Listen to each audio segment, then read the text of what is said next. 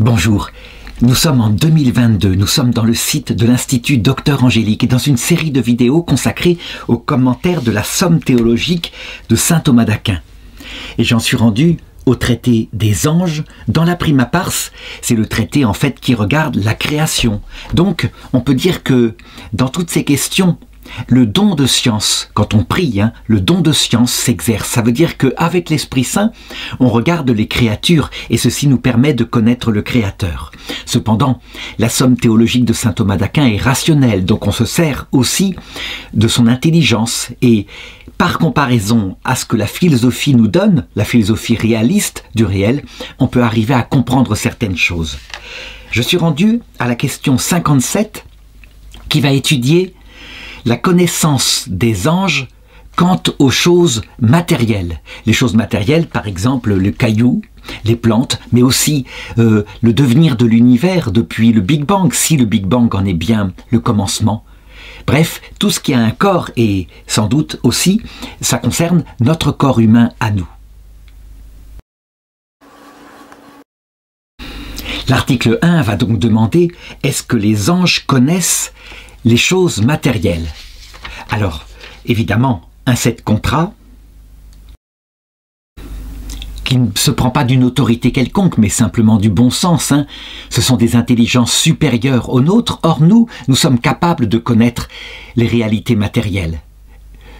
Faiblement, évidemment, mais eux, ça veut dire qu'ils doivent les connaître de manière supérieure. Et maintenant, je vais aborder l'argumentation de saint Thomas d'Aquin, mais je vais essayer de la modifier un petit peu sur certains points, je vais expliquer pourquoi. Alors, saint Thomas dit, constatons d'abord Dieu, l'être supérieur. De quelle manière est-ce qu'il connaît les réalités matérielles? Eh bien, d'une manière absolument unique et spéciale, de manière simple.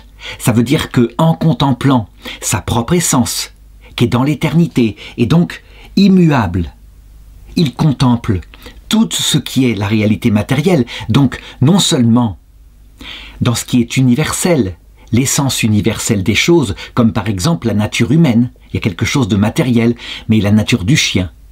Ce qui est aussi général, ça veut dire des lois qui ne sont pas réalisées tout le temps, mais la plupart du temps, par exemple, la psychologie féminine, en général, elle est comme cela. Mais Dieu, il connaît aussi le particulier, de toute éternité, ça veut dire la réalisation concrète, par exemple en moi, être singulier, avec cette histoire particulière, la façon dont je mets ma main comme cela.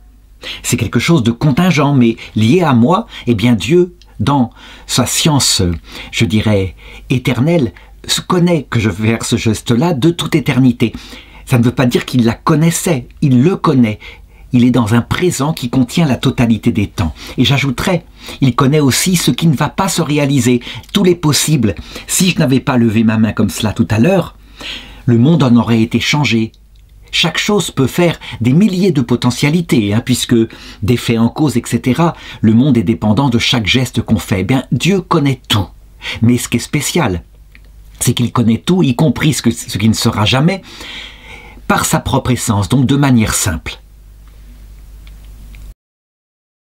Alors nous, ensuite, êtres humains, eh bien, nous pouvons connaître aussi les trois choses concernant les réalités matérielles, à savoir ce qui est universel, comme la nature humaine, je l'ai dit, et ça forme une science, la science de l'universel, on l'étudie en philosophie. On peut savoir, par exemple, que tout homme a une âme et un corps, c'est un animal raisonnable. Nous sommes capables de connaître aussi le général, donc ce qui ne se produit pas à 100%, mais qui est une loi générale, j'en ai parlé tout à l'heure. Et puis, nous pouvons connaître le particulier. Et d'ailleurs, c'est toujours en partant du particulier que nous connaissons l'universel et le général. Ça veut dire que nous partons de l'expérience, nous observons par exemple des êtres humains multiples. Et à partir de là, on en élabore une théorie, puis nous retournons à la connaissance de l'être humain. Et la connaissance de l'être humain, elle se passe par nos sens qui, je dirais, instrumentés par notre intelligence à travers l'intellect agent qui est capable de prendre dans l'image donnée par les sens l'intelligible, eh bien vient le déposer dans notre intellect possible, intellect qui lui comprend, pose des jugements. Alors, qu'en est-il des anges? Eh bien, la grande différence, c'est que les anges n'ont pas de sensation. Donc, partir de l'expérience avec l'intellect agent, tel que je viens de le dire, capable de tirer du sensible l'intelligible, non, ce n'est pas leur truc du tout. Il ne faut pas poser un intellect agent comme en nous. D'autre part, ils sont une intelligence supérieure, et donc, à leur création, Dieu en fait des adultes, et il met dans leur intelligence des species, comme on dit, ça veut dire des choses intelligibles, qui leur infusent de telle manière qu'ils puissent réaliser ensuite leur mission. Ils auront une mission d'organisation de la matière. Et donc, ces species, comment est-ce qu'on peut définir leur précision?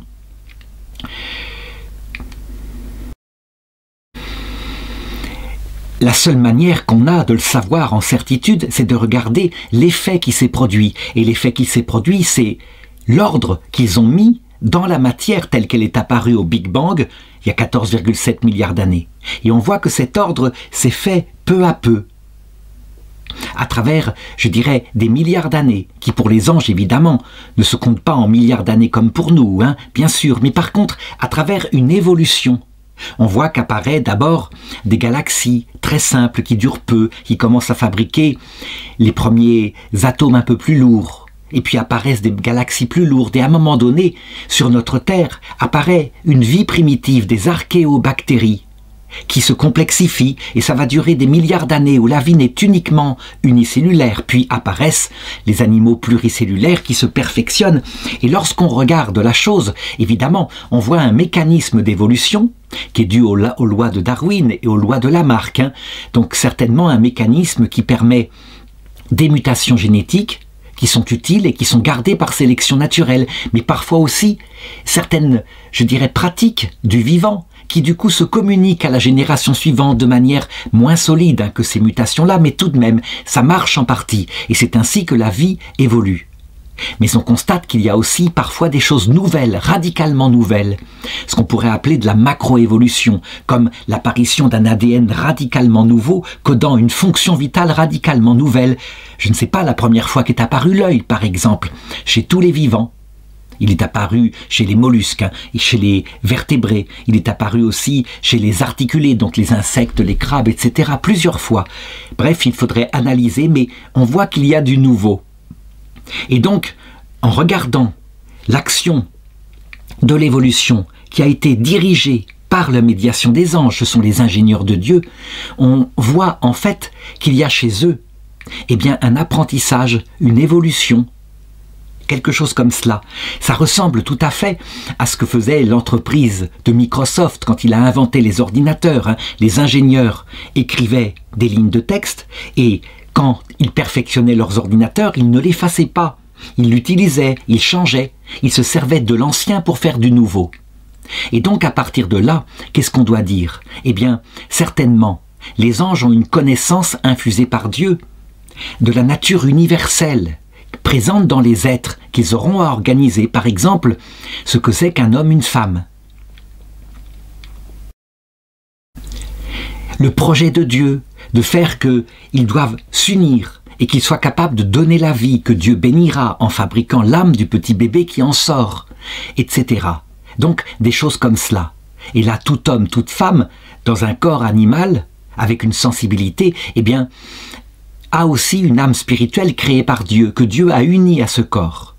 Donc ça, je crois, ils le savent dès le départ et on peut dire qu'ils font évoluer les choses, évoluer avec une certaine liberté la vie pour préparer le réceptacle où sera créée l'âme humaine.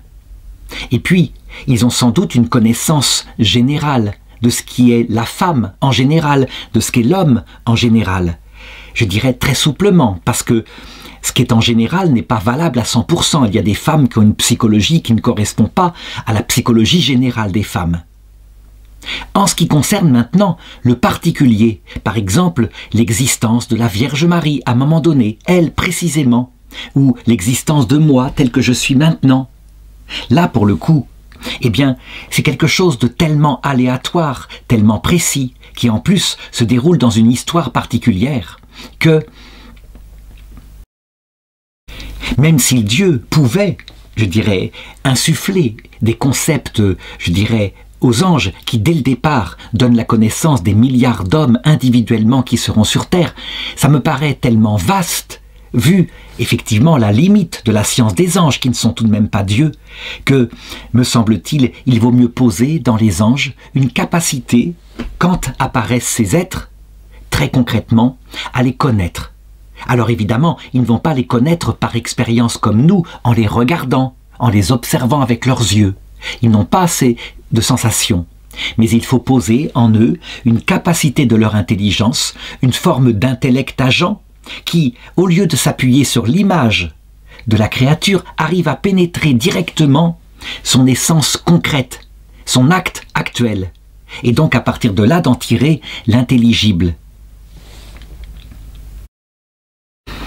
Cette approche de l'essence des choses, je dirais, qui est comme une expérience finalement, donc ils apprennent de l'expérience, eh bien ce n'est pas nuire à leur dignité, en ce sens que, simplement, ils le font supérieurement à nous, et cela leur permet de coller au réel tel qu'il est, tel qu'il avance dans le temps concret, sans être tout de même comme Dieu qui lui connaît toute chose simplement par son essence éternelle.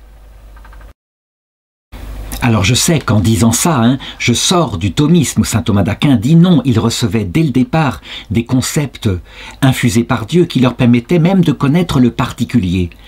Eh bien, de toute façon, on peut utiliser le même principe de ce que saint Thomas, ce que nous pouvons faire. Donc, par l'expérience, avec l'intellect agent, les anges doivent pouvoir le faire supérieurement, directement, en approchant donc non pas l'apparence sensible des créatures, mais directement leur essence.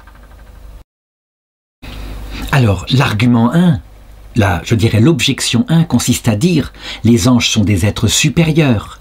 Si ils connaissaient de cette façon-là, expérimentale, des créatures matérielles, ça voudrait dire qu'ils s'abaissent dans leur connaissance. Or, ce n'est pas digne d'eux, et donc il faut mieux dire qu'ils connaissent par Dieu ce qui est digne, ce qui correspond à leur dignité, et que ensuite, eh bien, ils n'ont plus qu'à, je dirais, utiliser leur spéciès universelle pour connaître les créatures dans leur particulier.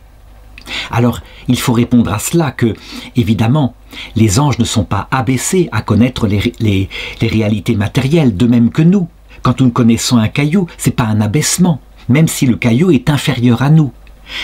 En effet, le caillou, il n'est pas connu en tant que corps inférieur à nous, mais en tant que justement possédant en lui une détermination de haut niveau. Il est en acte d'être, avec, je dirais, des lois mathématiques qui président à ce qu'il est. Et donc, ceci actue notre intelligence. Pour les anges, eh bien, il y a une partie infusée par Dieu, mais manifestement aussi une partie qu'ils peuvent découvrir à partir de l'observation directe du caillou, par exemple. On voit de plus que cette connaissance est nécessaire puisque, comme il est dit dans la Bible, tu les porteras sur tes mains, toi ange, de peur que leurs pieds ne heurtent une pierre. Et donc l'ange qui avait un rôle de protection sur Adam et Ève pour qu'il n'existe pas d'accident comme ça, devait donc être capable de coller à la réalité concrète là, qui se produisait, comme par exemple se cogner le pied, se blesser. Leur action concrète qui détourne le caillou, eh bien, elle est en lien avec leur connaissance concrète. Ils ne s'abaissent pas en déplaçant un caillou, de même ils ne s'abaissent pas en connaissant la présence de ce caillou très concret maintenant, ici. Alors la deuxième objection dit « la vision intellectuelle porte sur les choses qui sont dans l'âme par leur essence. Or, les choses matérielles ne pouvant être par leur essence dans l'âme humaine, ni dans l'esprit de l'ange. Ça serait avoir le caillou lui-même dans son âme. Et donc, dans ce cas-là, on doit pouvoir dire que les réalités matérielles comme ça ne peuvent être connues par une vision intellectuelle. L'objection, évidemment, elle ne porte pas, même nous, humains, nous ne possédons pas dans notre intelligence l'essence matérielle du caillou. Elle ne vient pas habiter ce caillou dans notre intelligence, ou ce corps animal. Non, nous sommes capables, je dirais d'abord, d'être informés par l'apparence sensible de ce caillou, qui pénètre dans notre œil par l'image, et d'en extraire l'intelligibilité. Donc l'essence, elle vient par, je dirais, une série d'abstractions. En ce qui concerne les anges, eh bien, simplement, comme ils ne passent pas par l'apparence sensible, ils peuvent accéder directement à l'essence des choses, évidemment séparées de la matière, donc par abstraction. Ils abstraient l'essence des choses directement. Leur intelligence est capable de pénétrer comme cela l'essence des choses. Alors l'objection 3, encore une fois, elle compare par rapport à notre mode de connaissance en disant les choses matérielles ne sont pas intelligibles en acte, mais elles sont rendues connaissables par l'appréhension des sens. Donc les sens procèdent, c'est comme ça que nous procédons nous. Et donc saint Thomas d'Aquin, il reprend sa théorie de la connaissance en disant pour les anges, c'est pas comme ça que ça se passe. Mais Dieu leur infuse au départ directement donc les species, l'intelligibilité des choses, et après ils n'ont plus qu'à la faire coïncider avec la chose en question. Donc ils ne tirent pas de la chose en question son intelligibilité. Et j'ai montré que c'était une chose qui allait beaucoup trop loin. D'ailleurs, ce n'est pas la première fois que saint Thomas dit cela. Quand il étudie Adam et Ève, premier homme et première femme, donc créés par Dieu parfait, eh bien il dit ils possédaient la totalité de toutes les sciences. Dieu leur avait infusé, donc ça veut dire la physique nucléaire, la chimie, etc. Et nous voyons bien que c'est une erreur de dire cela. Dieu leur avait infusé la sagesse. Ça veut dire la réponse aux 3 questions fondamentales. D'où est-ce que je viens ? De Dieu. Qui suis-je ? Une âme immortelle dans ce corps, fait pour vivre un temps sur terre. Où est-ce que je vais ? Dans la vision béatifique. Ça oui. Mais comment est-ce qu'on peut dire que Adam et Ève ne connaissaient pas la physique nucléaire? Ne serait-ce que par leurs descendants. On voit bien qu'au Paléolithique, il a fallu que l'humanité apprenne tout. Et donc que les sciences ne leur ont pas été communiquées par leurs parents, leurs premiers parents, Adam et Ève. L'article 2 demande « Est-ce que les anges connaissent les singuliers ?» Les singuliers, ça veut dire par exemple moi, je suis un être singulier, mais aussi ce caillou, et puis cette télécommande. La réponse est que c'est évident, ils les connaissent. S'ils ont un rôle qui leur est assigné dès le départ de gardien, non seulement des hommes, dans leur singularité, pas seulement dans l'espèce humaine, mais aussi des animaux. Pas seulement dans leurs espèces, mais aussi dans leurs singuliers. Alors ils doivent être capables de connaître les singuliers, c'est logique. Alors, maintenant il faut argumenter. En regardant les opinions de différents théologiens, on voit que certains ont dit « Non, les anges ne connaissent pas les singuliers, ils ne s'abaissent pas à ça, ce sont des contemplatifs, ils regardent du côté de Dieu. » Et manifestement, c'est contraire à la foi catholique. Nous le savons, les anges, même s'ils ne sont pas créés pour ça, ils sont créés pour la vision béatifique, ils n'empêchent. Ils sont les collaborateurs de Dieu, ils reçoivent tous une mission sur la matière. Il y a même un repère de la foi datant du Moyen-Âge qui dit que, quand le texte de la Genèse dit que la lumière soit et la lumière fut, ça concerne non seulement la création des intelligences pures que sont les anges, mais aussi la matière en même temps. Parce qu'ils ont un rôle sur l'organisation de la matière jusqu'à son aboutissement, avec nous les êtres humains, qu'ils peuvent conduire individuellement vers le salut. Donc, d'autres théologiens ont dit, eh bien, les anges, ils ont une science, et la science est supérieure, la science de la cause à l'effet. Et donc, comme ils connaissent, je dirais, la nature universelle des choses, ils peuvent donc en déduire certains effets. Par exemple, si on connaît la nature humaine, on peut déduire qu'au cours de l'histoire, les hommes vont passer d'abord par le paléolithique, puis le néolithique, puis l'âge du fer, etc., jusqu'au mondialisme, à la fin du monde, quelque chose comme cela.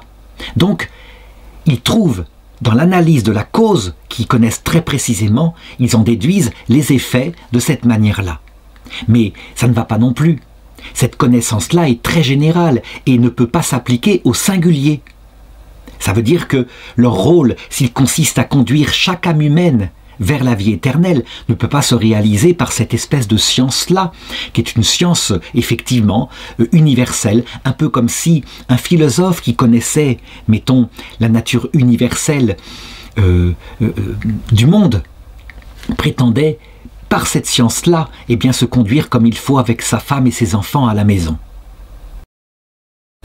Donc il faut dire autrement, et manifestement saint Thomas d'Aquin l'affirme, oui, les anges ont une connaissance du particulier, donc de chacun d'entre nous, de chaque être, mais non seulement dans le fait qu'on est un individu, mais dans chaque aspect de son histoire, qu'ils peuvent suivre au jour le jour, puisqu'ils en sont les gardiens. Là, deux hypothèses se posent, celle de saint Thomas d'Aquin qui dit « Eh bien c'est simple, Dieu leur communique des espèces intelligibles extrêmement précises à leur création de telle manière que, grâce à elles, ils puissent appliquer leur providence dans le concret de la vie de chaque être dont ils sont les gardiens. » Est-ce que Dieu aurait la puissance de faire cela? Il faut répondre oui, bien sûr, mais manifestement, ceci ne correspond pas à ce qui se passe dans, le rapport des anges gardiens avec l'être humain.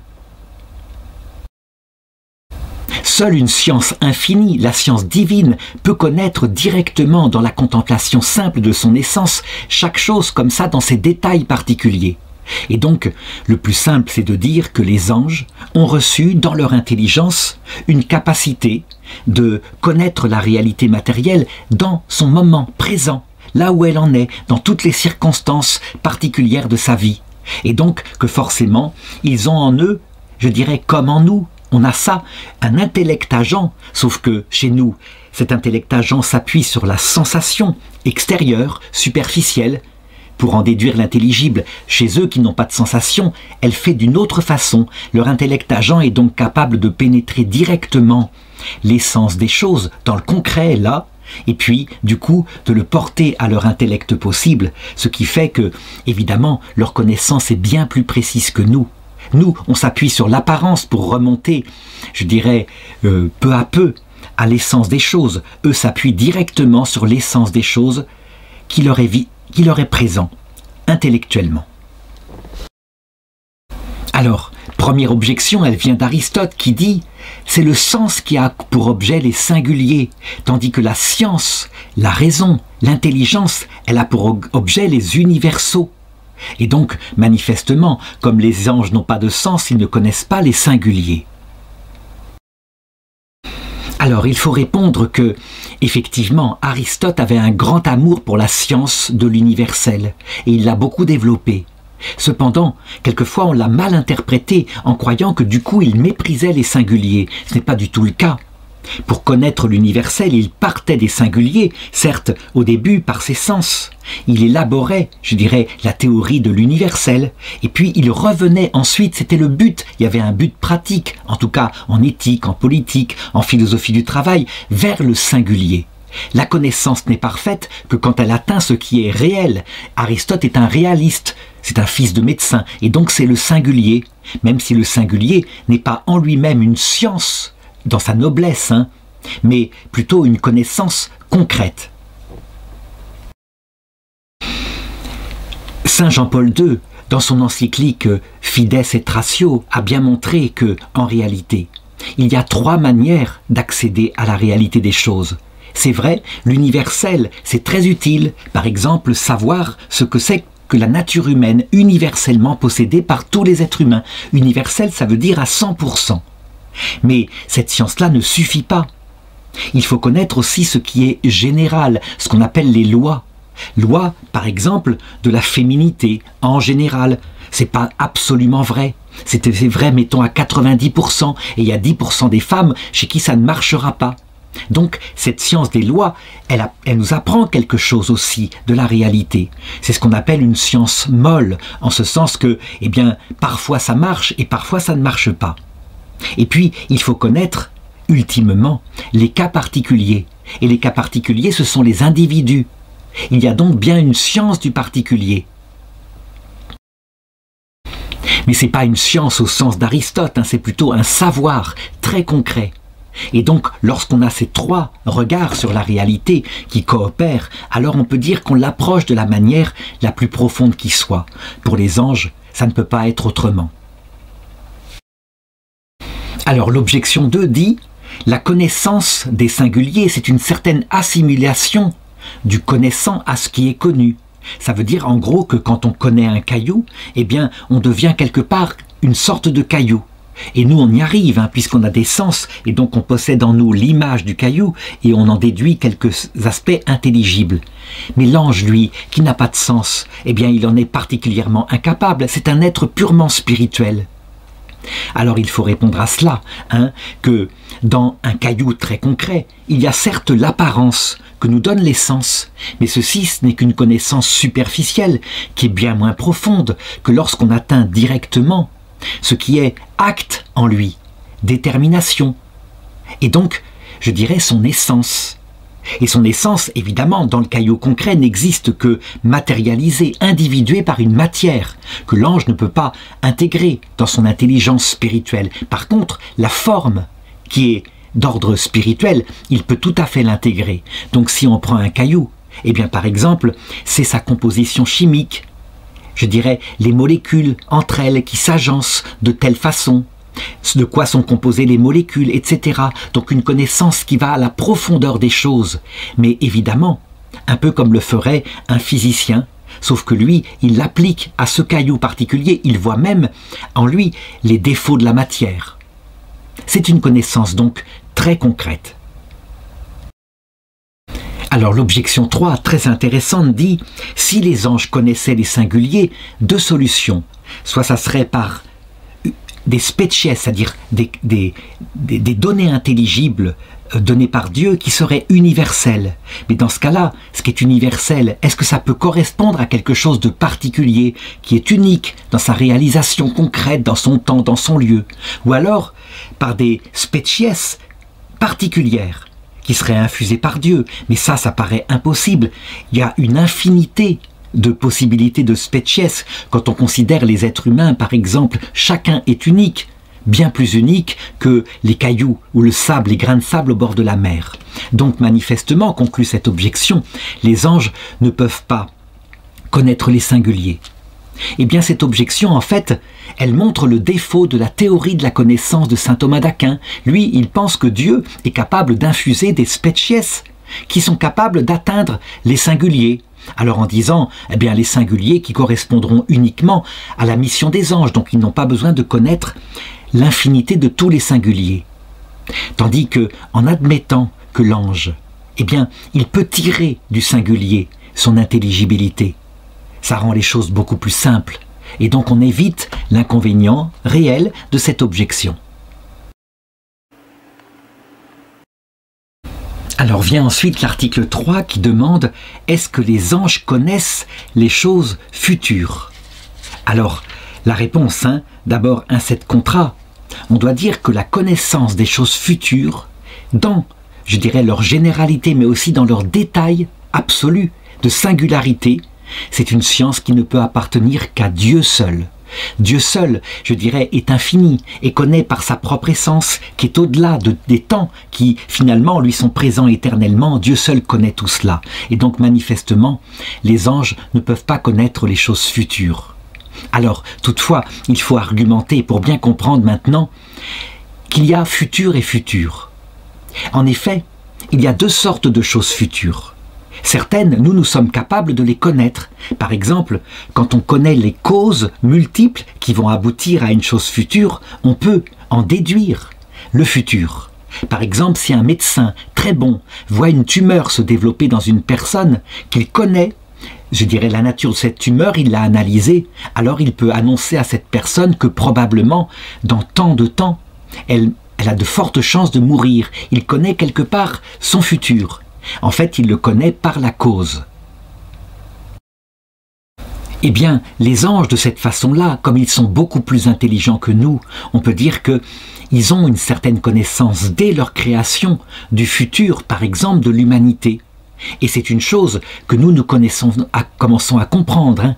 Si nous avions connu, dès le départ, ce que c'est que la nature humaine, et qu'un premier couple serait mis sur terre, que ce couple se séparerait de Dieu, à un moment donné, et donc vivrait tout seul, devant tout découvrir, eh bien, nous pourrions décrire à peu près l'histoire de l'humanité en plusieurs phases historiques qui commencent par le paléolithique, ça veut dire quand on est chasseur-cueilleur, parce qu'il y a des animaux très nombreux, que donc là, on se nourrit comme cela, que c'est risqué, et que peu à peu, la population grandit. et qu'à un moment donné, il faut bien inventer l'agriculture et l'élevage, sinon on ne peut plus survivre. C'est ce qu'on appelle le néolithique. Et on pourrait comme ça à peu près comprendre toutes les phases, sauf évidemment les phases qui correspondent à une intervention directe et aléatoire de Dieu, comme par exemple l'incarnation du Verbe, qui a changé tout dans l'histoire de l'humanité. Et ça, évidemment, c'est un futur contingent pour un ange, en tout cas par ses puissances naturelles. La deuxième façon de connaître le futur, c'est de le connaître, je dirais, dans un futur aléatoire, ça veut dire sans qu'il ait de cause, je dirais, assimilables, ou plutôt les causes parfois sont tellement complexes, tellement multiples, des milliards de causes interviennent que aucune puissance intellectuelle, sauf celle de Dieu, peut connaître le futur contingent de cette façon-là. Alors, pour donner un exemple de futur contingent, imaginons qu'un papillon batte des ailes en Amazonie, du coup, il change, autour de lui, le temps. Un petit courant d'air se crée, qui bouge une feuille à un endroit, qui finit par transformer un coup de vent qui se passe sur l'Atlantique, et ce coup de vent finit par arriver à telle minute précise sur l'Europe et détache une tuile d'un toit. Or, il s'avère qu'un monsieur, ce jour-là, s'est pas lavé les dents, il est sorti 3 minutes plus tôt que d'habitude, donc encore une fois c'est aléatoire, et donc au moment où il sort, la tuile tombe sur son pied. Voilà un futur contingent, dû, nous dirons ça, au hasard, en réalité à des séries de causes qui se sont rencontrées fortuitement. Cela, Dieu seul peut le connaître. Et il le connaît de toute éternité, je l'ai dit, par son essence qui contient la totalité des temps. Et il le connaît de telle façon que ce n'est pas lui qui provoque, je dirais, cette contingence-là. Ça veut dire que dans le temps, il y a véritablement des hasards. Quant aux anges, évidemment, cela leur échappe. Donc, par contre, on peut dire qu'ils peuvent le connaître soit par une révélation de Dieu, soit parce qu'ils voient l'événement, donc la tuile qui tombe au moment où le monsieur sort de la maison. Et donc ça veut dire qu'il a une capacité à saisir l'essence des choses dans l'instant, comme je l'avais montré à l'article précédent. Soit il peut le provoquer. Et quand il le provoque, c'est parce qu'il a une action, une puissance sur la matière, et ça on le verra un peu plus loin. Alors l'objection 1, les anges sont en fait de connaissances bien plus puissants que les hommes. Or nous pouvons connaître certains événements futurs, soit en général, soit parfois en particulier, comme je l'ai indiqué pour le médecin par rapport au cancer. Et donc les anges a fortiori. Les anges, ils ne connaissent les futurs que quand ils sont présents dans leur cause. Et comme ils connaissent les causes bien plus profondément que nous, ils peuvent déduire le futur bien plus précisément que nous. Et puis, il y a ces deux autres façons dont les anges connaissent le futur, soit par révélation divine, par des species que Dieu leur infuse, soit, au moment où il se produit, quelques secondes avant, parce qu'ils voient cette tuile qui est en train de tomber. Donc, même à ce niveau-là, ils sont capables d'actions évidemment beaucoup plus efficaces, y compris pour changer le futur. Ça veut dire qu'un ange peut détourner la tuile et faire qu'elle ne tombe pas sur le pied du monsieur. Deuxième objection, le présent, le futur, c'est donné dans notre temps, le temps de la matière, donc mesuré par le mouvement local des choses. Or les anges, ils ne sont pas dans ce temps-là, puisqu'ils n'ont pas de corps. Leur temps à eux, ça s'appelle l'évôme. L'évôme, c'est un temps d'opération intellectuelle. Et donc, ils ne connaissent pas le futur contingent des corps matériels. Alors il faut comprendre, certes, l'évôme, donc le temps des anges, mesure leurs opérations intellectuelles. Donc ils pensent à un objet, puis à un autre. Et ceci se passe à la vitesse de leur pensée. Cependant, il faut bien comprendre, ceci n'est pas sans rapport avec le temps. Par exemple, au début de l'univers, lorsque Dieu a créé le Big Bang, on dit qu'une seconde après, en temps terrestre, les constantes de la matière étaient déjà là pour l'univers tout entier. Et donc, ce travail-là, intellectuel, dû à des mathématiciens de haut niveau, qui consiste en une organisation de la matière, les anges y ont participé. Et ils l'ont fait selon leur temps à eux qu'est l'évôme, ce qui veut dire que la seconde-là, pour nous, c'est instantané, pratiquement. Pour eux, ça peut paraître un temps raisonnable pour, je dirais, structurer la matière à son début. Donc on le voit, ils ne perçoivent pas notre temps à nous qui est objectivable par des secondes, de la même façon. Ils le perçoivent en fonction des opérations intellectuelles et donc par exemple la vie humaine complète qui dure entre 60 et 80 ans, eh bien pour un ange, dans sa pensée, peut très bien être comme une seconde. L'objection 3 est typiquement thomiste et dit « Prenons ce que saint Thomas d'Aquin a indiqué pour le mode de la connaissance des anges. Ils ne connaissent donc les singuliers que par des species, donc des concepts qui leur sont infusés par Dieu au début de leur création, en même temps qu'ils sont créés. Or, ces concepts-là, eh bien, on peut dire, ils regardent indifféremment ce qui est futur, ce qui sera ensuite passé, et ce qui est présent. Donc, on ne peut pas dire qu'ils connaissent les futurs, on peut dire simplement que tout leur est quelque part donné dans leur présent à eux. Alors je répondrai à cela que d'abord, cette théorie de la connaissance de saint Thomas d'Aquin, donc, elle ne peut pas suffire, que les anges ont obligatoirement, parce que ce sont des êtres limités, une capacité à tirer l'intelligible de la chose dans son présent. Mais comme ils peuvent le faire, eh bien ils connaissent forcément les causes qui vont produire des effets. Et donc à partir de là, eh bien ils connaissent le futur. Quant à ce qui est futur, mais un futur très proche, dans le centième de seconde, eh bien dans leur évum, ils le voient, et donc ils peuvent influencer ce futur-là. C'est logique, c'est leur rôle d'ange gardien. En ce qui concerne les saints anges, eux qui sont dans la vision béatifique, évidemment, eux, ils vont voir en Dieu ce futur contingent qui va se produire, mettons, dans 3 jours. Et donc ils peuvent même l'annoncer, mais ils peuvent l'arrêter au moment où il se produit, ou au contraire le provoquer. En ce qui concerne les démons, par contre, qui n'ont pas la vision béatifique, eh bien eux, ils ne peuvent pas voir le futur contingent du tout. Par contre, ils peuvent le provoquer et ainsi faire croire, on le voit particulièrement dans les séances de spiritisme, faire croire qu'ils ont une puissance quasi divine, alors qu'en fait, que ce qu'ils annoncent, eh bien, ils vont le provoquer chez des personnes qui sont démunies par rapport à sa puissance. Voilà, je m'arrête là et je ne réponds pas à la 4e objection, qui est, je dirais, assez évidente. Je passe donc à l'article 4.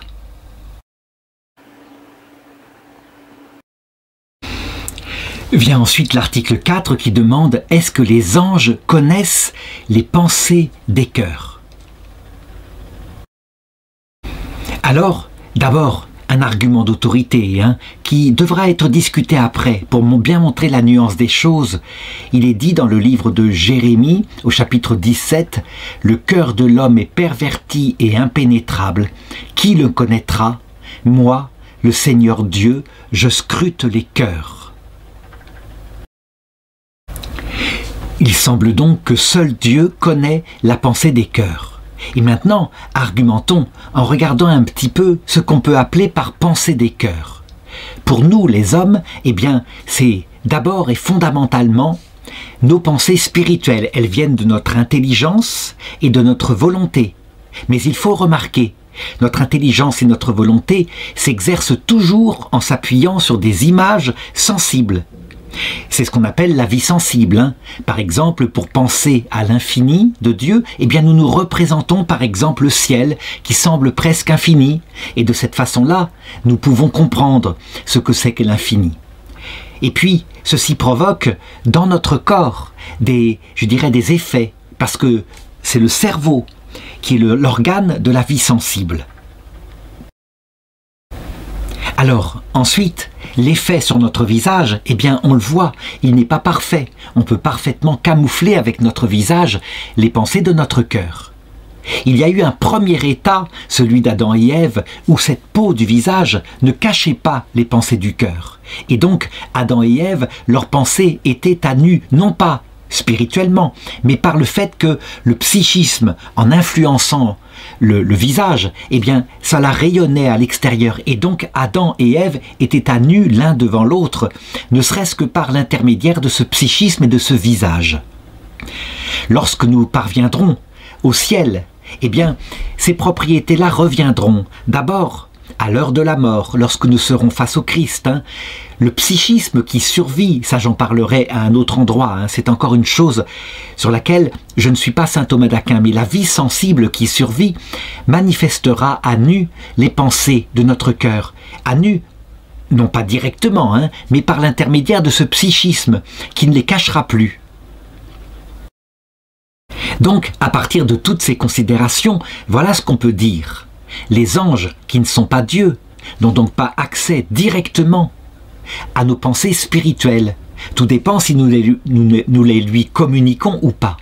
Par contre, comme ils ont un pouvoir sur la matière et un pouvoir de connaissance directe, et pas seulement, comme je l'ai dit, par des species, c'est-à-dire des données intellectuelles que Dieu leur aurait infusées au début à leur création, mais directement par une sorte d'intellect agent qui ne passe pas par des sens chez eux, mais disons directement, qui pénètre la nature de la matière, eh bien on peut dire qu'ils connaissent nos pensées spirituelles, intelligence et volonté, par l'intermédiaire de ces effets dans notre psychisme. Et notre psychisme, ils le connaissent de l'intérieur, pas seulement de l'extérieur, comme nous, par les impressions qu'il y aurait sur notre visage. Ils les connaissent certes aussi par là, et aussi par le comportement extérieur que provoquent nos décisions spirituelles.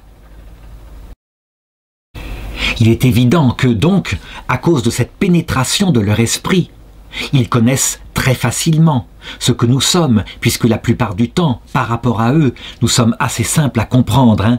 Il y a quelques finalités dans notre vie, quelques moyens que nous prenons, et ils suivent la logique de la connaissance, de notre psychisme. Cependant, il faut le reconnaître, cette connaissance-là, naturelle, n'est pas infaillible, loin de là. Puisqu'ils n'ont pas accès directement, je dirais, à l'essence de nos pensées, directement à, je dirais, ce qui est dans notre volonté non plus, eh bien, qu'ils ne la connaissent que médiatement, ils peuvent donc se tromper. C'est ce qui est arrivé, par exemple, très facilement, on le voit, avec la Vierge Marie, avec le Christ aussi. Donc, certainement, en observant la Vierge Marie, et sans doute de l'extérieur surtout, parce qu'il y avait comme une barrière qui camouflait, je dirais, l'intériorité de la Vierge Marie.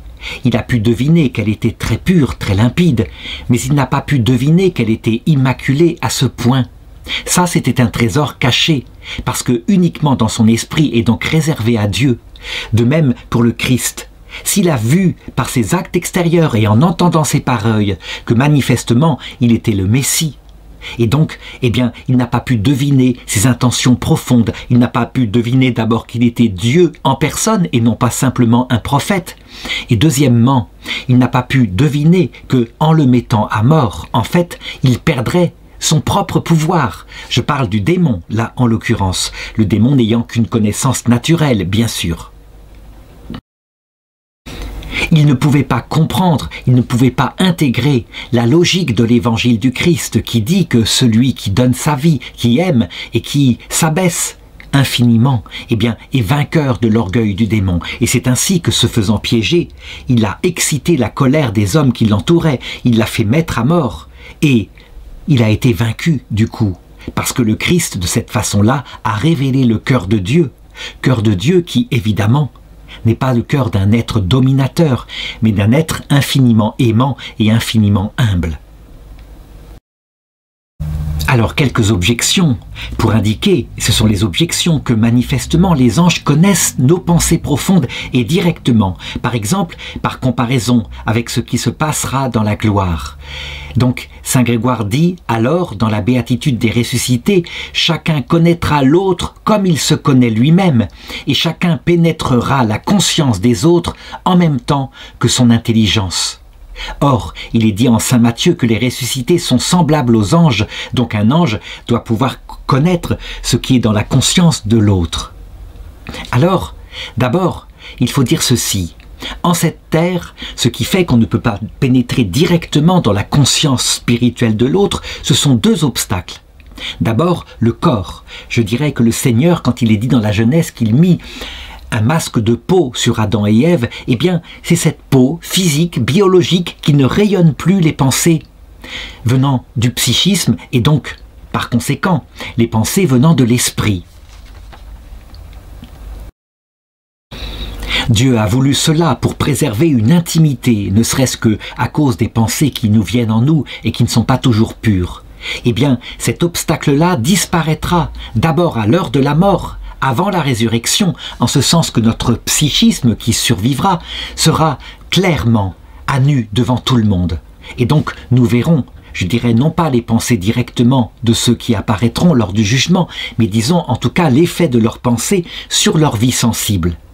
Et puis, après la résurrection, il y aura le corps ressuscité, et lui non plus ne cachera plus les pensées comme cela puisqu'il sera revêtu de lumière. Et ce sera la même chose d'ailleurs en enfer, où les démons, je dirais les damnés par leur résurrection, eh bien on verra, je dirais de manière physique, quasiment physique, la méchanceté de ce qui est leur pensée profonde. Mais il faut le reconnaître, on ne verra leur pensée profonde que par l'effet dans leur vie sensible et dans la déformation de leur corps physique.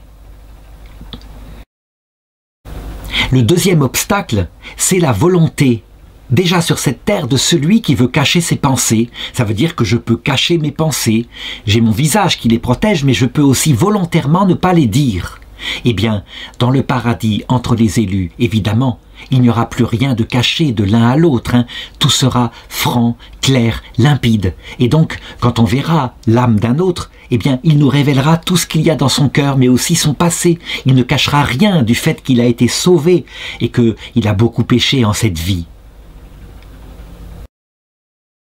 Au contraire, pour les damnés en enfer, il est évident qu'ils seront dans l'hypocrisie permanente et qu'ils essaieront de cacher les pensées profondes de leur cœur. Il n'empêche que, par les effets dans leur psychisme et dans leur corps, eh bien, ce sera facile de voir à quel point leur damnation est juste, que cela vient de leur obstination. Donc, je dirais, il sera facile de déterminer, de remonter jusqu'au blasphème contre l'Esprit Saint qui explique leur damnation éternelle.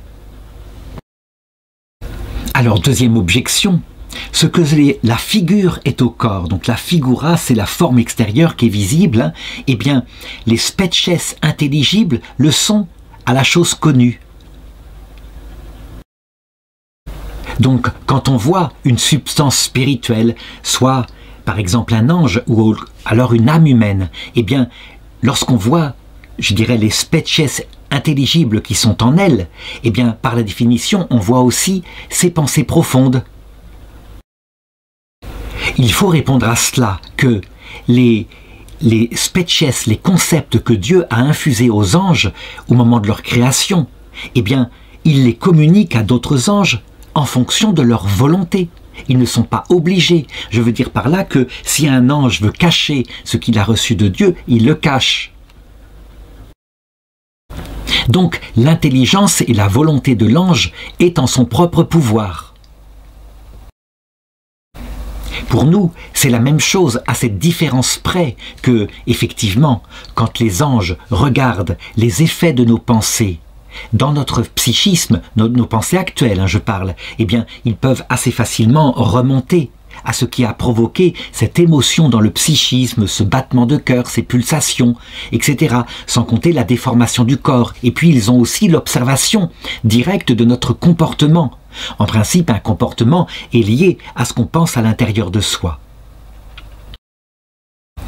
Donc, il faut le reconnaître, ils n'ont pas accès directement aux pensées spirituelles, intelligence et volonté, mais immédiatement, je dirais, et par contre ils y ont accès directement à partir du moment où une âme les communique, s'explique à un ange ou à un démon. En ce qui concerne par contre l'entrée dans la vie éternelle, il est évident que là nous n'aurons aucune volonté de cacher quoi que ce soit aux bons anges et aux saints qui seront au ciel, donc nous serons limpides les uns par rapport aux autres.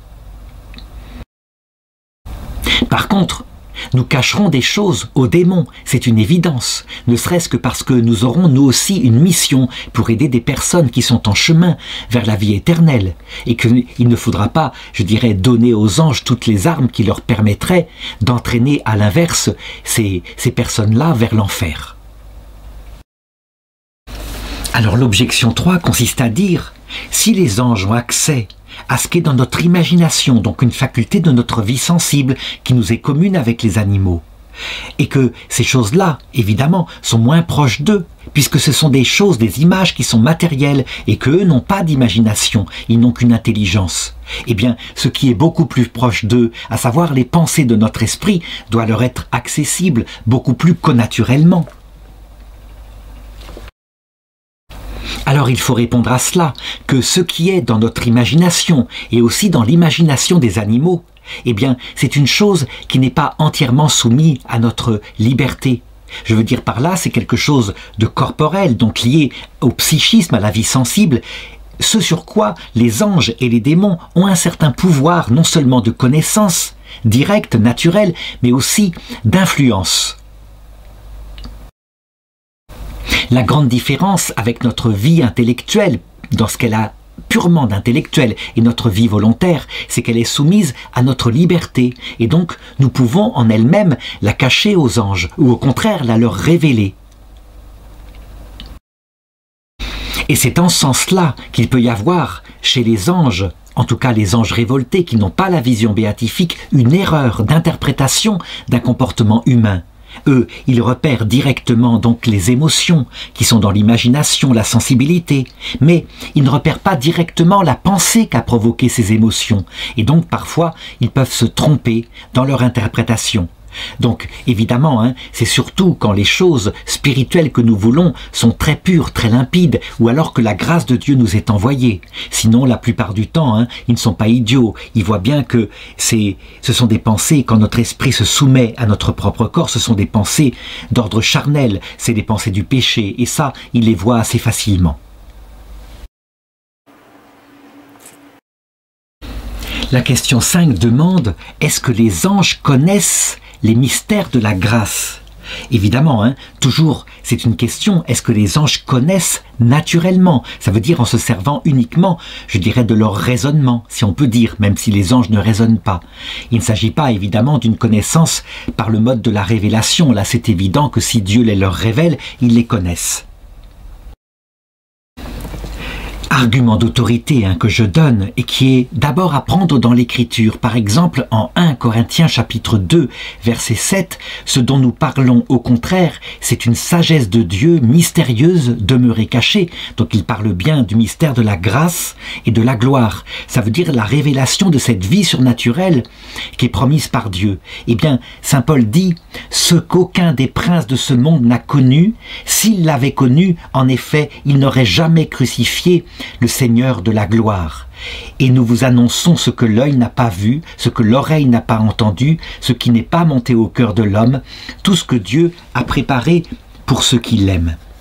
Donc manifestement, les démons, qui sont des anges, révoltés contre Dieu, ne peuvent pas connaître par eux-mêmes les mystères de la grâce. Mais en ce qui concerne les bons anges eux-mêmes, on les voit, raconte Denis, que eux-mêmes posent la question « Quel est celui-ci qui vient d'Édom ?» Et ça, c'est dans le texte d'Isaïe 63.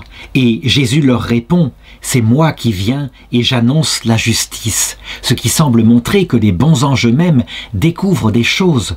Et pourtant, ils ont la vision béatifique à un moment donné. Alors, maintenant, il faut argumenter et toujours pareil, ordonner et discerner. Les anges ont double connaissance. Une connaissance qu'on appelle la connaissance du soir, en ce sens qu'elle est un peu ténébreuse et qui est leur connaissance naturelle. Ça veut dire ce qu'ils peuvent trouver par eux-mêmes. Et sous ce rapport-là, il faut le reconnaître, ils ne peuvent pas connaître les mystères de la grâce, les mystères de la gloire, puisque ce sont des volontés propres et gratuites de Dieu. Alors, quand je dis qu'ils ne peuvent pas les connaître, je ne veux pas dire qu'ils ne peuvent pas, par exemple, soupçonner certaines choses tout de même, ne serait-ce que par la contemplation de leur propre essence. Il est vrai que quand ils se connaissent naturellement, ils voient bien qu'il y a forcément quelqu'un qui les a créés. Donc, un créateur supérieur à tout. Et ils l'adorent d'ailleurs, mais ça c'est un acte naturel. Mais en même temps, on voit bien, ils le devinent, ils aimeraient bien connaître directement ce Créateur et ne pas seulement le connaître à partir de ce qu'ils sont, donc par une sorte de mécanisme de causalité. Donc ils ont un désir de la vérité tout entière qui est un désir de voir Dieu. Mais manifestement, ils le prennent comme une velléité. Et donc, tant que Dieu n'a pas révélé qu'effectivement ils ont été créés pour la vision béatifique, eh bien, ils ne peuvent pas en conclure logiquement qu'ils sont faits pour cela. Ce qui est très différent, et ça c'est le deuxième mode de connaissance, quand Dieu se révèle. Et il y a à cet égard-là deux phases dans la révélation que les anges ont eue.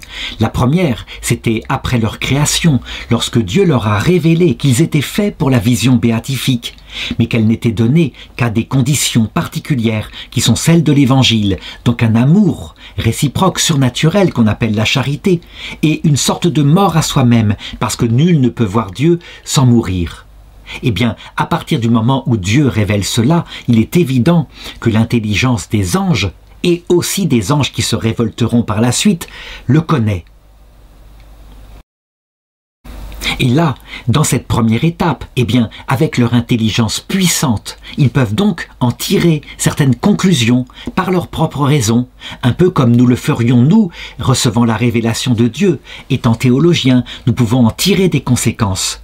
Et la première des conséquences a été que les anges se sont dit, si la vision béatifique est donnée d'abord quand on est aimant, et quand on est humble, alors il est possible que le projet que Dieu a de créer d'autres créatures, dont les hommes et les femmes, eh bien, que ce projet, manifestement, donnera la vie à des êtres qui seront davantage disposés à cela. Donc, ils peuvent en déduire certaines conséquences qui, effectivement, se sont réalisées par la suite, comme par exemple, lorsque la Vierge Marie a été conçue, elle qui a réalisé de manière absolue le projet de Dieu sur la femme, et qui donc, dans le ciel, a été celle qui, le plus profondément, voit Dieu actuellement. Deuxième étape, eh bien, quand les anges ont accepté les conditions que Dieu mettait pour l'entrée dans la vision béatifique, certains d'entre eux y sont donc entrés. Et alors, en voyant l'essence de Dieu, on peut dire qu'ils ont vu de manière extrêmement profonde, beaucoup plus profonde que dans l'étape précédente, les mystères de la grâce à venir et aussi directement la gloire de Dieu. Est-ce à dire qu'ils connaissaient tout sans exception? Ça veut dire tous les mystères, y compris l'incarnation du Verbe, lui qui se ferait homme. Eh bien, on peut penser que Dieu, étant donné que ces anges-là étaient ses amis intimes, ne leur a pas caché les choses essentielles, mais peut-être des détails particuliers, qu'ils ont donc demandé à connaître avec admiration lorsqu'ils voyaient le Verbe de Dieu qui sur terre, pour nous sauver, s'était fait homme et qui nous parlait. En ce qui concerne les démons, par contre, ceux qui ne sont pas rentrés dans la vision béatifique, eh bien, ils n'ont que leur raisonnement naturel. Et donc c'est ce que dit l'épître de Saint Jacques. Les démons croient, mais ils tremblent, en ce sens qu'ils raisonnent en se disant « Mais si Dieu donne la vision béatifique à ceux qui sont les plus humbles, est-ce que par hasard, effectivement, ce Messie que nous avons fait mettre à mort, est-ce qu'il ne serait pas Dieu lui-même? Est-ce que Dieu n'aurait pas fait cette folie-là de s'incarner ?» Et donc ils tremblent que ce ne soit vrai. Mais ils refusent d'y croire, c'est beaucoup trop humble, ça les dépasse évidemment, eux qui sont très orgueilleux. Alors, quelques objections, et la première concerne le mystère qui viendrait plus tard, le mystère de l'incarnation. Donc, si les anges ont été créés en même temps que le Big Bang, l'incarnation n'a eu lieu que 14,7 milliards d'années plus tard. Et il est dit dans l'objection que les anges l'ont connu dès le commencement, puisque saint Augustin dit « Ce mystère a été caché en Dieu pendant tous les siècles, mais non sans être connu des principautés et des puissances célestes. » Et puis, l'argument dit aussi, saint Paul dit « Ce grand mystère a été découvert aux anges. » Donc, les anges connaissaient ce mystère de la grâce qui est, je dirais, le sommet de tout. Alors, il faut répondre à cela. Que, évidemment, quand les bons anges sont entrés dans la vision béatifique, je ne crois pas que ce mystère-là leur ait été caché, c'était pas possible. Je dirais, c'est le mystère le plus intense, le plus profond, et donc il leur a été certainement révélé. Mais en ce qui concerne l'étape d'avant, ça veut dire quand Dieu leur a révélé à tous les anges sans exception qu'ils étaient faits pour la vision béatifique, et donc qu'ils ont compris que les hommes et les femmes qui existeraient plus tard, eux aussi, seraient faits pour cela, et qu'ils auraient une mission de service pour les conduire à cela. Est-ce qu'à ce moment-là a été révélé le mystère de l'incarnation même de Dieu qui se ferait homme? Je pense que ce n'est pas obligé. Saint Thomas d'Aquin, lui, semble dire que oui, mais je pense que en réalité, ces choses-là ont été cachées aux anges, même si ils ont pu deviner, puisque les conditions qui étaient données, c'était une humilité totale et un amour total, que Dieu certainement ferait de grandes œuvres en rapport avec l'humilité et l'amour. Donc, tous les anges, là, fondés sur cette première révélation, ont deviné que l'homme et la femme étaient les chefs-d'œuvre de Dieu en ce qui concerne la vie surnaturelle, alors qu'ils sont extrêmement limités en ce qui concerne la noblesse naturelle. Ils ont pu aussi deviner qu'il y aurait des hommes et peut-être encore plus des femmes, parce qu'elles sont mères, et donc qui s'orienteraient vers cette humilité, cet amour absolu, ne serait-ce que par leur nature féminine, en se donnant pour leurs enfants, mais peut-être aussi en se donnant pour Dieu. Et donc, c'est sous ce rapport-là qu'il y a pu y avoir, sous la considération générale de ce que c'est que la psychologie féminine qui avait été infusée aux anges, qui devait ensuite préparer le monde et le corps de l'homme et de la femme pour recevoir l'esprit. Sous ce rapport-là que certains anges en ont déduit, eh bien, le scandale de la grandeur de certaines femmes particulièrement dans la vision béatifique ultimement. C'est là que s'est produit la révolte des démons. Je ne servirai pas, il n'en est pas question. Avec le prétexte, c'est pour ton honneur que je refuse de servir. Par contre, savoir que ce qu'ils avaient deviné avec raison se réaliserait dans la Vierge Marie, cette femme particulière, et puis qu'elle serait la mère non seulement d'un sauveur, un messie, un prophète envoyé, mais carrément du Verbe éternel de Dieu qui se ferait chair, il me semble que ce n'est pas obligé de dire qu'ils avaient reçu cette révélation-là à ce moment-là. Il suffisait, pour qu'ils choisissent Dieu, de considérer la raison absolue de l'humilité et de l'amour nécessaires pour entrer dans la gloire. C'est d'ailleurs pour ça que le texte de 1 Corinthiens chapitre 2 verset 8 le manifeste, ce qu'aucun des princes de ce monde n'a connu. S'il l'avait connu, en effet, il n'aurait pas crucifié le Seigneur de la gloire. Ce qui veut dire que jamais les démons n'ont même soupçonné l'idée que le Verbe, que Dieu lui-même s'incarnerait. C'était pas possible, ça n'entrait pas dans les conclusions de leur, de leur raisonnement concernant l'obligation de l'humilité, et donc ils ne l'ont pas pensé. Alors la deuxième objection dit, les bons anges qui sont entrés dans la vision béatifique après ce choix de la grâce, eux, ils voient directement l'essence éternelle de Dieu. Et donc forcément, tous les mystères qui en découlent, et surtout les mystères les plus importants, les mystères de la grâce, les mystères de la gloire. Donc il est absolument aberrant d'imaginer que les bons anges, au moins, n'aient pas su tout cela, au moins après leur entrée dans la vision béatifique. Alors, il faut comprendre que les bons anges voient Dieu face à face, et nous-mêmes, quand nous entrerons dans la vision béatifique, ce sera le cas. Mais nous ne sommes pas dans une compréhension totale de ce qu'est l'essence de Dieu, comme par exemple le Verbe lui-même, qui est Dieu, se comprend lui-même et comprend le Père. Non, nous connaissons selon le mode de notre récipient, ça veut dire de notre propre intelligence. Et donc, il y a place pour des surprises, ça veut dire des choses inouïes que même lorsqu'on est dans la vision béatifique, on peut découvrir à certains moments quand Dieu les réalise. Alors l'objection 3, enfin, qui dit « Les prophètes ont été instruits par les anges. Or, les prophètes ont su, même avant la venue de Jésus, que la grâce allait venir. On dit même que Moïse, par exemple, voyait et s'entretenait à Dieu comme face à face. Donc, manifestement, les anges connaissaient tout cela. D'ailleurs, on le voit, par exemple, quand ils s'entretiennent avec Jésus, sous la forme de Moïse et Élie. Eh bien, ils s'entretiennent de ce qui va lui arriver à Jérusalem, donc de sa mort sur la croix. Donc on peut penser que, au moins, Moïse et Élie, qui étaient dans l'autre monde, connaissaient les mystères de la rédemption. Alors, il faut répondre à cela, évidemment, que les prophètes, oui, ont reçu la révélation des mystères de la grâce qu'allait se réaliser, mais chacun à leur mesure. Ça veut dire que ça s'est passé petit à petit, au point que le plus grand des prophètes de l'Ancien Testament, qui est Jean-Baptiste, eh bien, lui-même, il a demandé à Jésus, « Es-tu celui qui doit venir, ou devons-nous en attendre un autre ?» Donc il ne connaissait pas le contenu explicite de l'Évangile, mais il montrait du doigt celui qui allait prêcher l'Évangile. Ensuite, Jésus, qui est le Verbe fait chair, a tout donné, tout prêché. La révélation, d'ailleurs, a été mise par écrit, et on peut dire que cet écrit s'est terminé lorsque le dernier des apôtres, Jean, est mort. Je parle de la révélation publique. Il n'empêche que, ensuite, dans les générations suivantes, eh bien, tout n'était pas compris, tout n'était pas connu, et au cours de l'histoire, eh bien, peu à peu, par le ministère des anges, mais aussi des personnes saintes qui rentraient dans la gloire, dans la vision béatifique, avec au-dessus de tout la Vierge Marie, eh bien, il nous était mis à notre conscience certains aspects qui étaient contenus dans la révélation, donc soit dans l'écriture, soit dans la tradition. Si on considère par exemple les mystères de la fin des fins, lorsque viendra le dernier antéchrist, lorsque le Christ reviendra dans sa gloire, eh bien il ne nous est toujours pas révélé certains détails concernant cela.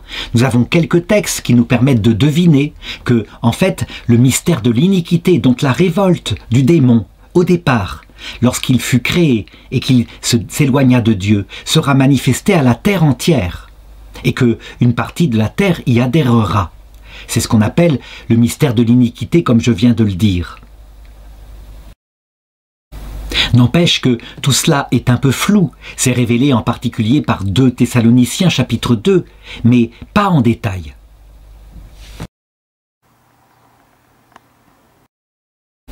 Alors je voudrais ajouter un article que j'appellerai article 6 pour demander: est-ce que dans leur devenir, quand les anges ont été créés, ces choses-là que je viens d'indiquer, donc concernant le monde matériel, donc les choses matérielles, les singuliers, les choses à venir, les pensées des cœurs, les mystères de la grâce, est-ce que tout cela a été révélé dès le départ de la création des anges ou alors par la suite ? Bien que le détail de ces choses et l'ordre de ces choses ne nous aient pas été révélés, on peut essayer de reconstituer, plus ou moins, ce qu'il s'est passé. D'abord, donc quand Dieu créa les anges, eh bien, il leur communiqua tout ce qui était nécessaire à leur vie naturelle. On peut appeler ça, j'en parlerai dans d'une des prochaines questions, la connaissance du soir. Ça veut dire qu'il leur donne des species, des concepts intelligibles de ce qui sera plus tard leur mission. Et à partir de là, étant créés, le premier acte qu'ils font, c'est bien sûr de se connaître eux-mêmes, de faire le tour de ces connaissances qu'ils ont en eux. Et parmi ces connaissances, eh bien, il y a non seulement ce qu'ils sont, mais certains aspects concernant leur mission future sur la matière. Le deuxième acte consiste à adorer Dieu, parce qu'ils remontent à Dieu qu'ils ne voient pas face à face comme à leur cause. Et ensuite, ils se connaissent mutuellement entre eux. Et c'est là qu'ils se hiérarchisent selon un ordre particulier, un ordre qui est celui qui, pense-t-il, sera leur mission future, un ordre d'ingénierie. Ils devront organiser la matière, un peu comme des serviteurs de Dieu, et donc l'ange le plus intelligent, qui connaît le plus profondément, par des concepts simples, le projet de Dieu, devient comme, on pourrait le dire, comme l'architecte universel de tout cela. Tandis que d'autres anges, qui, je dirais, sont moins intelligents, mais connaissent davantage la structure de la matière, deviennent comme des ingénieurs. Et d'autres, enfin, qui sont, je dirais, dans une connaissance plus concrète, appliqueront les décisions venant des hiérarchies angéliques supérieures à la matière. Ils sont comme les ouvriers de cette grande œuvre auquel Dieu leur demande de participer.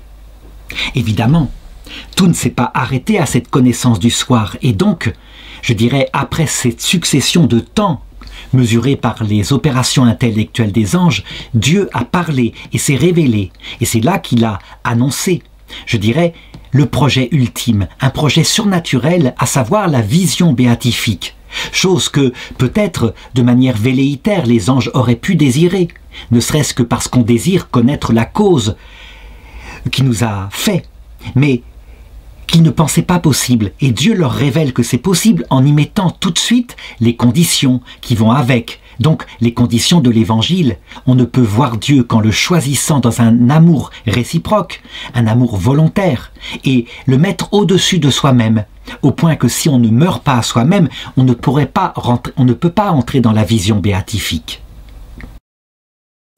Alors, qu'en est-il maintenant de ces connaissances concernant la matière et le monde futur? Eh bien, je l'ai montré, c'était des connaissances universelles. Ça veut dire que les anges avaient reçu, au moment de leur création, le projet, je dirais, universel, mais non pas les détails particuliers. Ils pouvaient aussi, par exemple, savoir qu'ils devraient préparer le corps de l'homme et de la femme, et donc avoir quelques notions sur les lois générales du comportement psychologique de l'homme, de la femme, mais aussi, évidemment, auparavant, du monde animal. Tout cela leur était laissé dans une certaine liberté, comme on le voit par l'effet qu'en est sorti, à savoir, les millions d'années d'évolution qu'ont abouti enfin au corps de l'homme.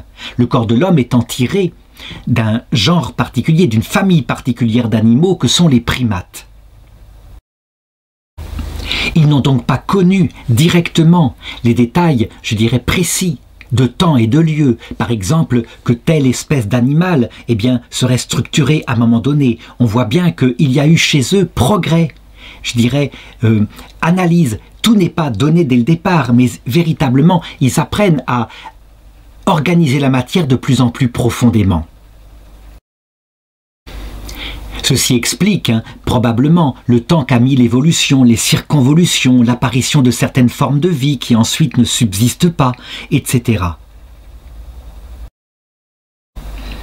Mais je dirais que le fait qu'ils ne connaissent pas dès le départ tous les détails précis de temps et de lieu du futur n'est pas un handicap pour eux, puisque leur intelligence supérieure est capable de tirer ces détails simplement de l'observation de la nature, par exemple, au fur et à mesure qu'elle évolue, de son comportement, de l'état de tel ou tel animal, de telle ou telle espèce, etc. Lorsque la révélation est allée plus loin et qu'elle s'est entendue à ce qu'on appelle la connaissance du matin, donc la révélation de la grâce, alors de la même façon, ils n'ont pas su dans le détail que tel homme, telle femme, à un moment donné, apparaîtrait avec tel type de comportement, dans tel genre d'histoire particulière. Mais ils connaissaient, je dirais universellement, ce qu'était la nature humaine qu'ils devaient préparer.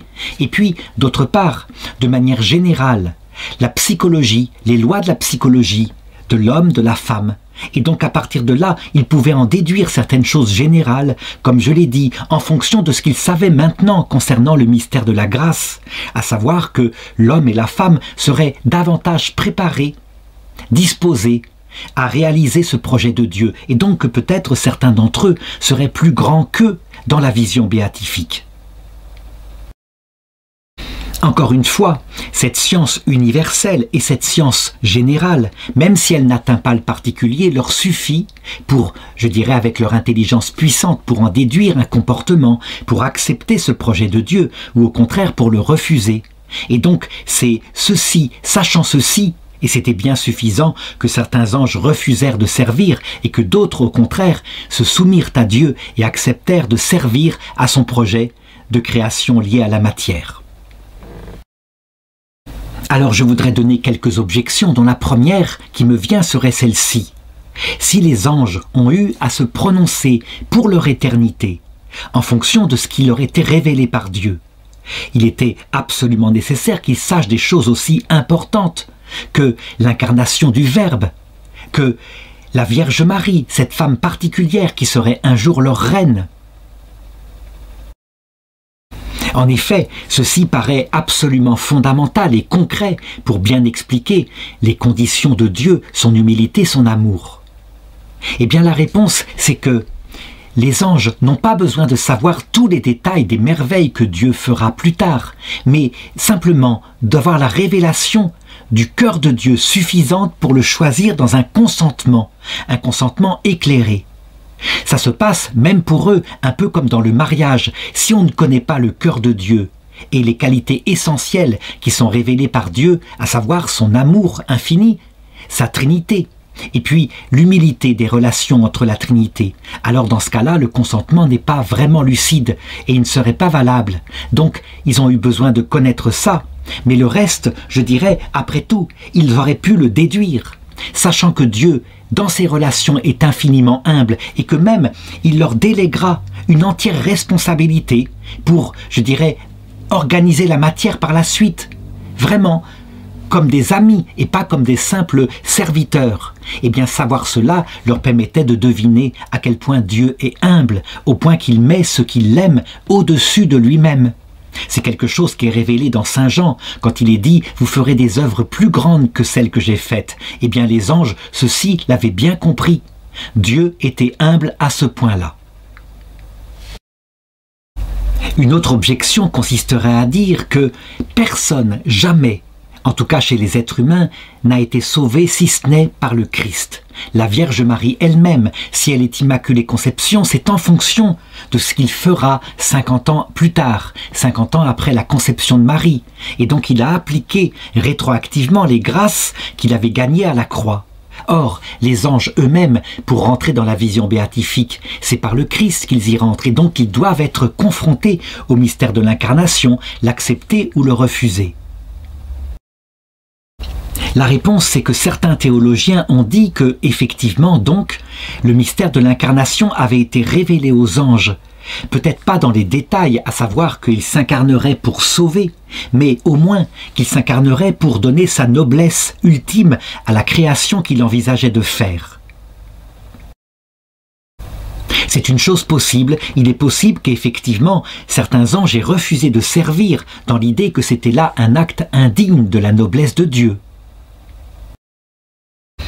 Et ceux qui disent donc que l'incarnation a été révélée aux anges avant leur entrée dans la vision béatifique en concluent que le passage de 1 Corinthiens chapitre 2 verset 8 « Aucun des princes de ce monde n'a connu cette sagesse, s'il l'avait connue, en effet, il n'aurait pas crucifié le Seigneur de la gloire. » C'est juste qu'ils n'avaient pas reçu les détails des temps, des lieux, de l'identité qu'assumerait le Verbe lorsqu'il s'incarnerait, et donc ils ont pris Jésus pour être un simple prophète, le Messie sans doute, mais certainement pas la réalisation de ce qui leur avait été révélé.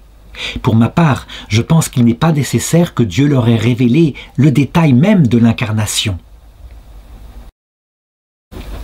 Les anges sont suffisamment intelligents lorsque Dieu leur révèle que personne ne peut le voir sans mourir parce que lui-même est infiniment humble et donc qu'on ne supporterait pas la vision béatifique sans être soi-même mort à soi-même. Eh bien, ce détail-là suffit, me semble-t-il, pour leur engagement vers Dieu ou contre Dieu.